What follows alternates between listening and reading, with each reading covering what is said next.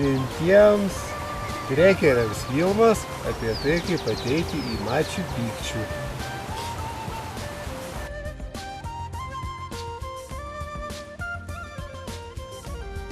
Kelias į Maču Pikčių ėjo džiunglėmis, kalnais, upių perkėlomis. Užtruko 4 dienas.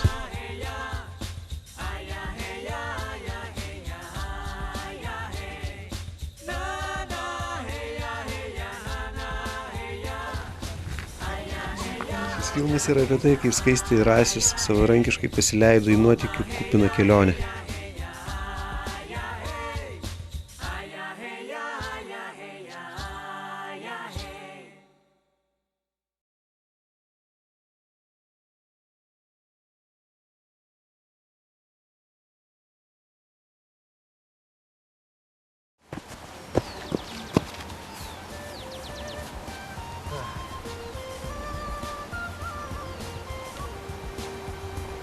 Sveiki, gyvi, mėly kino žiūrovai ir mylėtojai Kauno. Čia dokumentinis filmas apie tai, kaip ateiti į Maču Pikčių.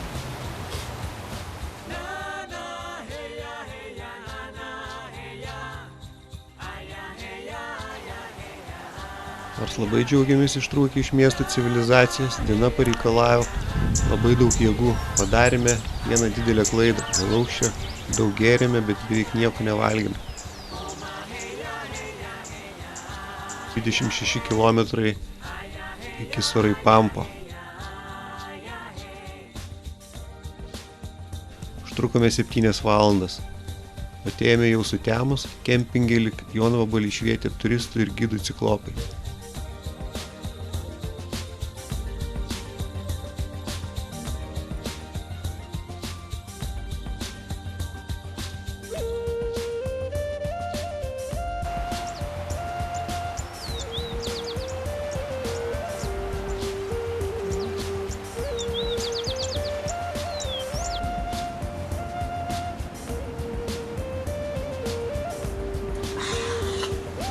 Net geriant oro trūksta.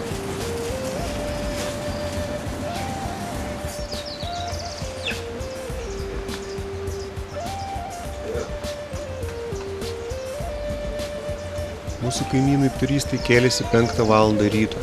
Jų vakarykščius linksmus pokalbius prie alaus pakeitė didžiulis nerimas. Lauke minusinė temperatūra.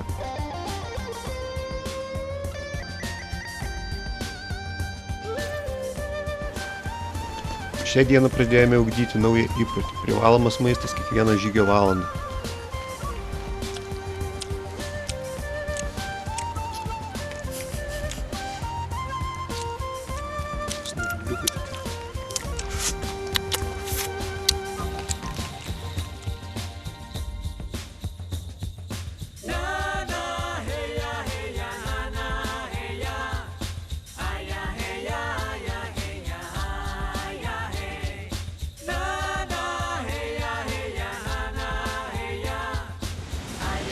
Latėdė koka.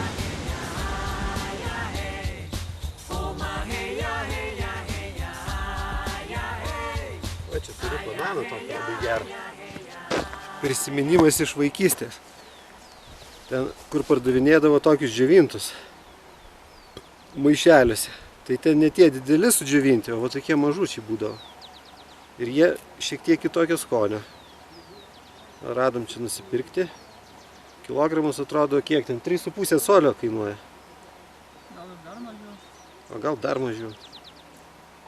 Bet jeigu rasim tokių nusiskint, tai valgysim iki apsišikimo.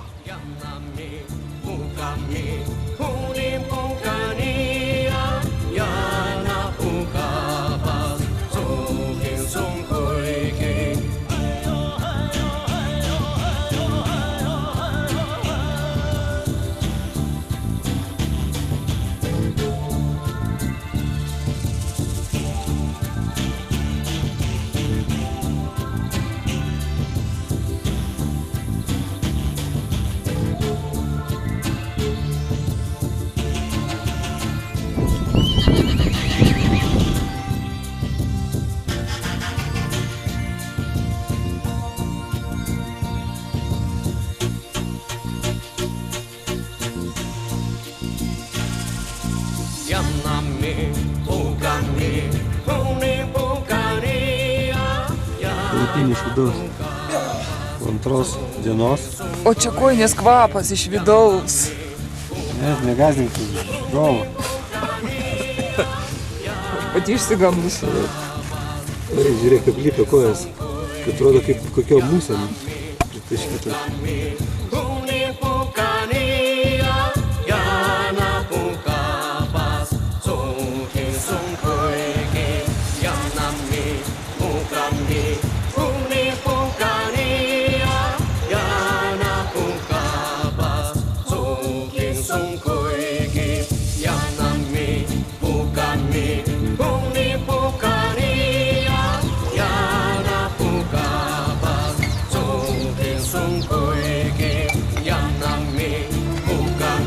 O, atnešam valgyt.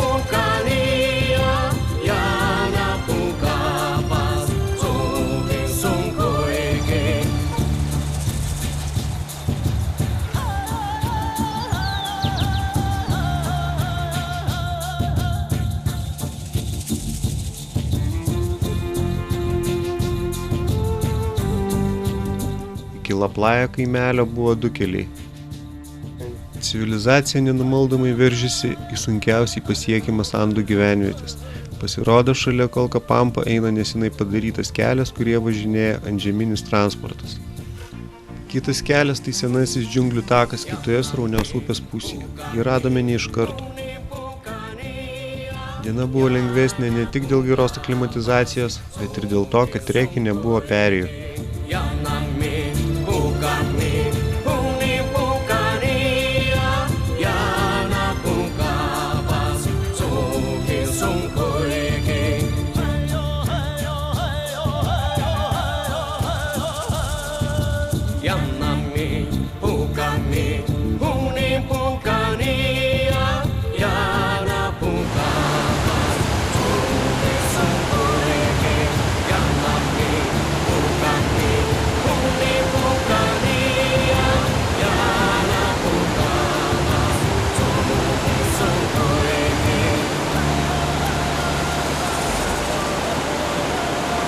Kaip įspūdžiai?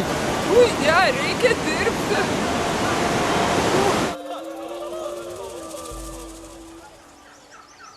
Vienas atėjęs amigo pasiūlė palapinę pasistatyti jo kieme. Buenas dias. Gavome nemokamą progą pasinaudoti dušu ir tuliku, užsisakėme vakarienę. Toks sprendimas labai pasiteisino. Indėnų šeima paruošė fantastiškai skanų maistą, tirštą sriubą, keptą žuvį su ryžiais ir daržovėmis ir pagirdė plantacijose šalia augančią kavą. Štai kavos pupelių plantacija. Na, kaip jos atrodo.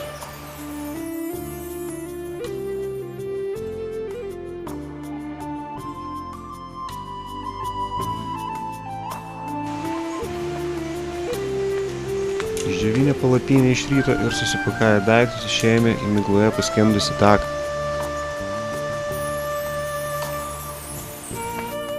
Pradžioje lyg mistinėme filme vingiavom per kavos pupelių plantacijas. Jas pakeitė rūke paskendusios džiunglės. Po 3 valandų kilimo įžengė į pačią mistiškiausią vietą per visą kelionę. Didžiuliai medžiai, šimtmečius neliesti žmogaus, jų šakos apaugę samanėmis, lianomis, vijokliais ir kitokiais augalais.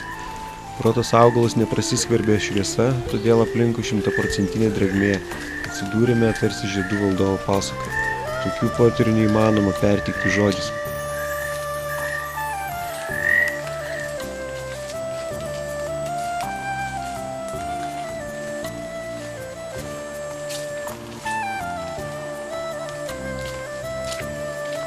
Tekom į fantastinį filmą.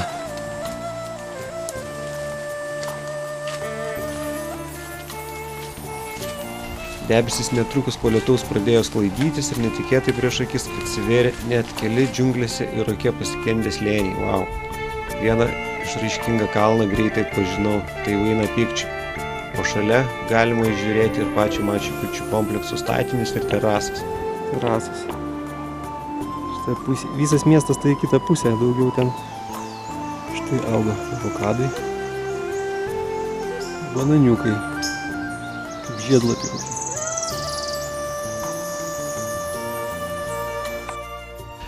Bėgioti daugiau kaip 2 valandas palei geležinkelių bėgius su didžiuliam kuprinėm nėra pats įdomiausias užsiėmimas.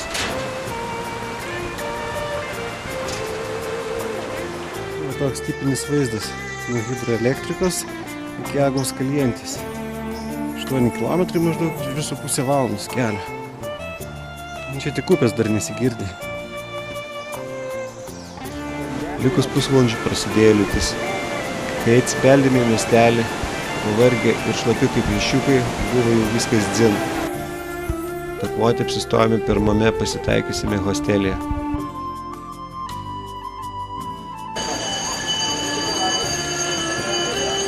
Čia yra Machu Picchu ofisas, kur duoda bilietus, kurių neįmanoma nusipirkti. Geriausia bilietą įsigyti iš vakaro. Iš Agos Kalientės į Machu Picchu kompleksą yra 2 keliai. Vienas tai tiesiog sėsti autobusą, kuris užveža iki pat vartų, o kitas yra peškomis tokiais džiunglėse apaugusiais samanomis laiptais. Daugelis turistų daro didžiulę klaidą atsisėdę į autobusą. 400 pakilimas stačiais laiptais nėra pats lengviausias užsiėmimas, bet dėl Machu Picchu tikrai verta jais lipti.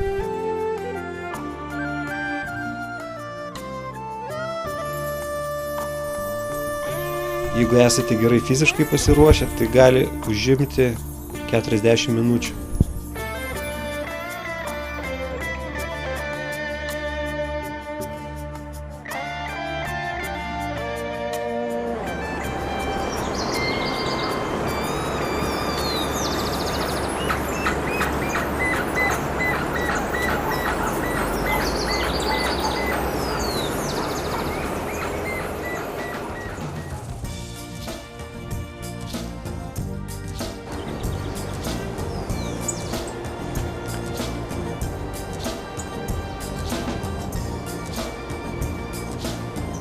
Čia galima nakvoti. Ar kai eisit į Machu Picchu, norėsit pigiai pasisūt, gali čia.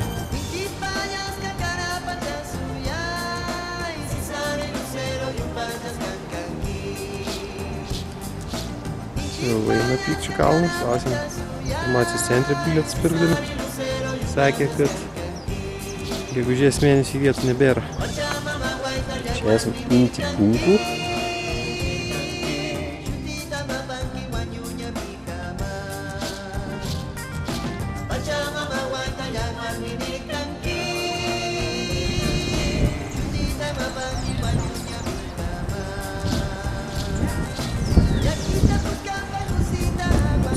Tiltas ir traukinukas.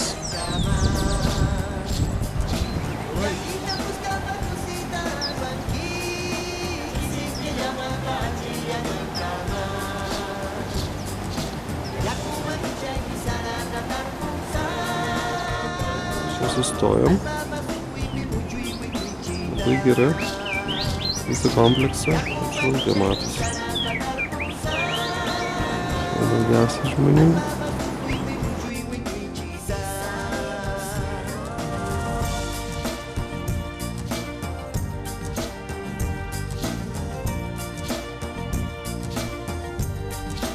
Šalia Machu Picchu kompleksų zuja pilna oficialių ir neoficialių gidų, siūlančių savo paslaugas.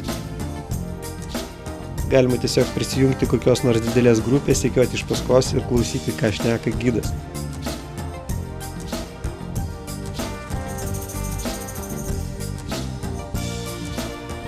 Kokia buvo tikroji šio komplekso paskirtis, iš tikrųjų nežino niekas. Bet kiekvienas gidas gali iškelti savo istoriją ir ji gali būti tikra.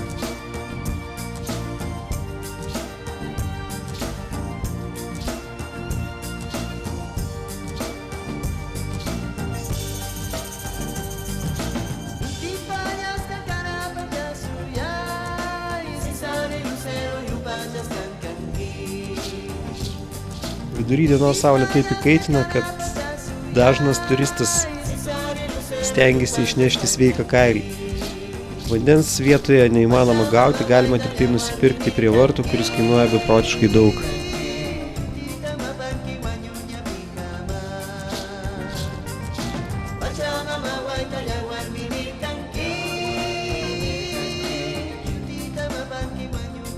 Якісь цілий липтові. Такі чи не вже є. Daugumai jų užtvirti. Neleidžia įslaidyti.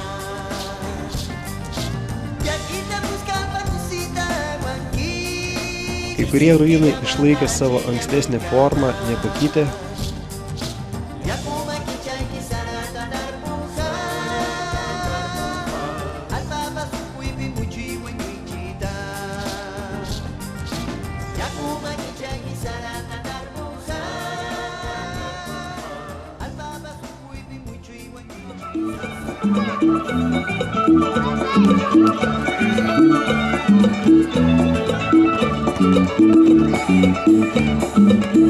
Ciucikas pamyli. Ir ciucikas į temą toks.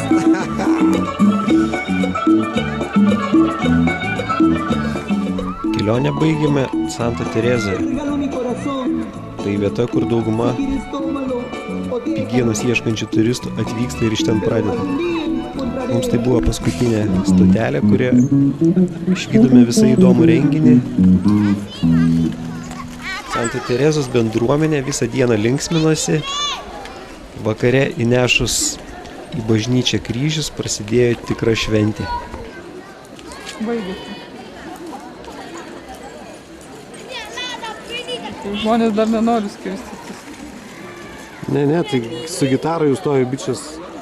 To išgros. Nunešė kryžius. Uždaro bažnyčią, pakabina ratus ir tūsas prasideda. Ne, tūsas tęsiasi.